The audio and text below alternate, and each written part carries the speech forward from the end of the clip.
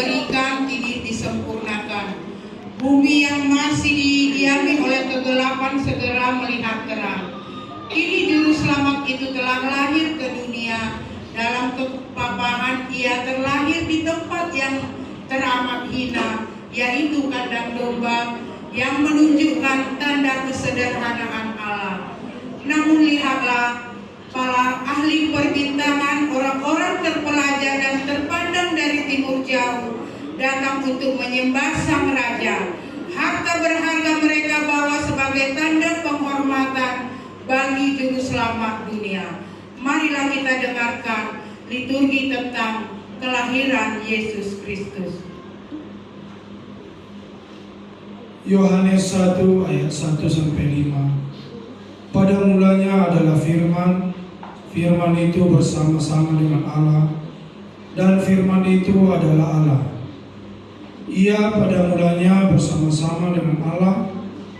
Segala sesuatu dijadikan oleh Dia, dan tanpa Dia tidak ada satupun yang telah jadi dari segala yang telah dijadikan. Dalam Dia ada hidup, dan hidup itu adalah terang manusia. Terang itu bercahaya di dalam kegelapan, dan kegelapan itu tidak menguasainya.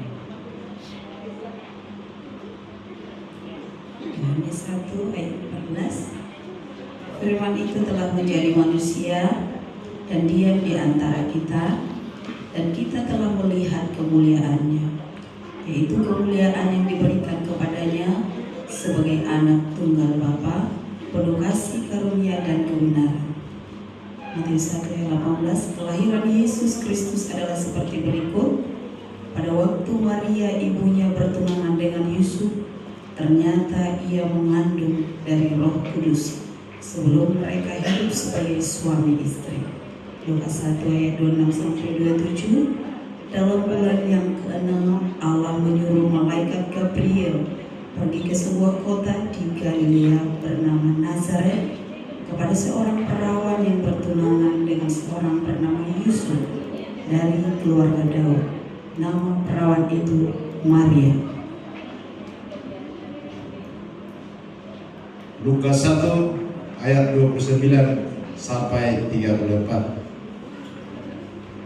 Ketika malaikat itu masuk ke rumah Maria, dia berkata, "Salam hai engkau yang dikaruniai Tuhan menyertai engkau." Maria terkejut mendengar perkataan itu, lalu bertanya di dalam hatinya, "Apakah arti salam itu?" Kata malaikat itu kepadanya, "Jangan takut hai Maria, sebab engkau beroleh kasih karunia di hadapan Allah. Sesungguhnya engkau akan mengandung dan akan melahirkan seorang anak laki-laki, dan hendaklah engkau menamai dia Yesus." Kata Maria kepada malaikat itu, "Bagaimana hal itu mungkin terjadi? Karena aku belum bersuami." Jawab malaikat itu kepadanya, "Roh Kudus akan turun atasmu, dan kuasa Allah yang Maha Tinggi akan menaungi engkau. Sebab itu anak yang akan kau lahirkan itu akan disebut kudus, anak Allah." Lukas 2 ayat 1 sampai 5. Pada waktu itu Kaisar Agustus mengeluarkan surat perintah menyuruh mendaftarkan semua orang di seluruh dunia. Inilah pendaftaran yang pertama kali diadakan sewaktu Quirinius menjadi wali negeri di Syria. Demikian juga Yusuf pergi ke kota Nazaret di Galilea ke Yudea, ke kota Daud yang bernama Bethlehem, karena ia berasal dari keluarga dari keturunan Daud, supaya didaftarkan bersama-sama dengan Maria, tunangannya yang sedang mengandung. Lukas 2 ayat 6 sampai 9. Ketika mereka di situ, tibalah waktunya bagi Maria untuk bersalin, dan ia melahirkan seorang anak laki-laki, anaknya yang sulung, lalu dibungkusnya dengan lampin dan dibaringkannya di dalam pelungan, karena tidak ada tempat bagi mereka di rumah penginapan.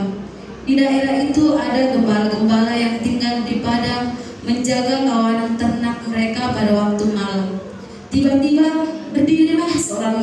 kebesaran Tuhan di dekat mereka, dan kemuliaan Tuhan bersinar meliputi mereka, dan mereka sangat ketakutan.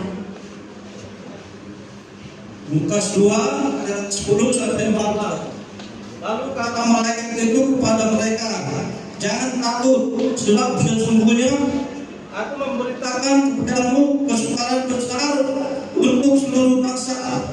Hari ini telah lahir bagimu juru selamat,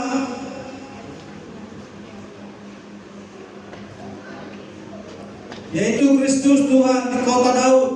Dan inilah tandanya bagimu, kamu akan menjumpai seorang bayi dibungkus dengan lampin dan terbaring di dalam palungan. Dan tiba-tiba malaikat bersama-sama dengan malaikat itu sejumlah besar bala tentara surga yang memuji Allah, katanya, kemuliaan bagi Allah di tempat yang maha tinggi, dan damai sejahtera di bumi di antara manusia yang berkenan kepadanya. Amin.